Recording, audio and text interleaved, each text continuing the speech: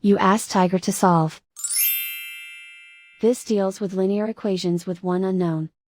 The final result is x equals 9/34. Let's solve it step by step. Simplify the expression. Expand the parentheses. Multiply the coefficients.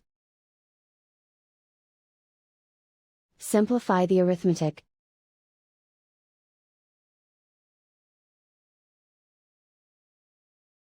Group all constants on the right side of the equation.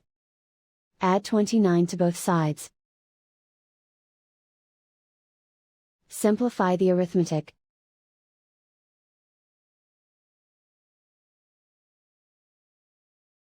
Isolate the x.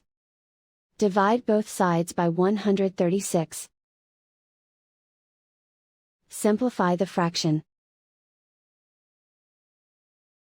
Find the greatest common factor of the numerator and denominator. Factor out and cancel the greatest common factor. And so the final result is x equals 9/34.